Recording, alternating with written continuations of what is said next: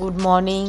সকাল সকাল ব্রেকফাস্ট করে নিয়ে আমি আলু পোস্ত করব পেঁয়াজ দিয়ে, সেই জন্য কাটতে বসে পড়েছি। আজকে বাড়ি যাব, সেই জন্য তাড়াতাড়ি শুধু আলু আর পোস্ত করব, আর কিছু করব না। এদিকে আমার বর অনেকগুলো বাসন ছিল, বললো আমি ধুয়ে দিচ্ছি। আমি সকাল সকাল রান্না বসিয়ে খেয়ে দিয়ে বেরোবো। তারপর বললো খুব ঠান্ডা লাগছে, একটু চা করে দাও। আমি বললাম চা খেতে হয় না, একটু কফি করে দিই। তারপর ওকে একটু কফি বানিয়ে দিলাম, দুধ ছিল, কফি বানিয়ে দিয়ে আমি তারপর ভাতটা বসিয়ে দিলাম। ভাতটা হয়ে যাবে, ভাতটা হয়ে গেলে তারপর পোস্তটা ওকে একটু কফিটা বানিয়ে দিলাম। কফিটা খেলো। অনেক দিন বাড়ি যাওয়া হয় না, পূজার সময় গিয়েছিলাম, আর ও অনেক দিন পর বাড়ি এসছে। তারপর ভাবলাম যে সবাই মিলে একবার বাড়ি থেকে ঘুরে আসি। ওর খুব ঠান্ডা লাগছিল, তারপর কফি খাচ্ছি, আমি এদিকে রান্না করছিলাম। কফিটা খেয়ে খুব ভালো লেগেছে ওর।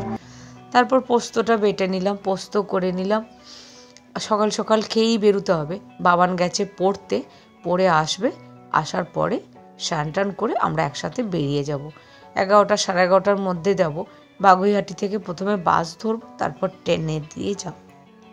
সবাই মিলে এবার খেয়ে নিলাম।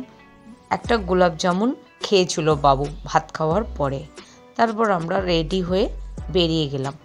বেরিয়ে গেছি, কিন্তু আমার একটু লেট হয়ে গেছিলো। ওখানে ট্রেনের টিকিটে কাটার সময় প্রচুর লেট হয়েছিল। একটা জিনিস আমি আপনাদের সঙ্গে শেয়ার করতে ভুলে গেছি, বাসে যখন ভিডিও করেছিলাম কিন্তু শেয়ার করতে ভুলে গেছি। এদিকে বাড়ি এসে এখানে তো কিছুই সেরকমভাবে নেই, জল কিনে আনতে হয়েছিল, সব বোতলে ভরে টরে নিয়ে তারপরে রান্নার জন্য রেডি করতে হবে, কারণ এখানে তো কিছুই নেই। ঘরগুলো সেরকম পরিষ্কার। আর আমি পূজার সময় এসে এই আমাদের মা দুর্গার ছবিটা বাঁধিয়েছিলাম, সেটা আলমারিতে ছিলাম, সে আমার বরকে দেখাচ্ছিলাম।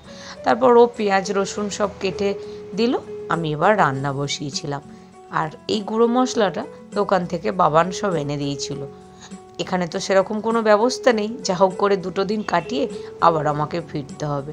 রাত্রে মাংস আর ভাত করেছিলাম। এই হচ্ছে আজকে আমার মিনি ব্লগ। পরের ব্লগে আবার দেখা হবে। আর আমার ব্লগটা ভালো লাগলে অবশ্যই একটা লাইক কমেন্ট শেয়ার করতে হবে।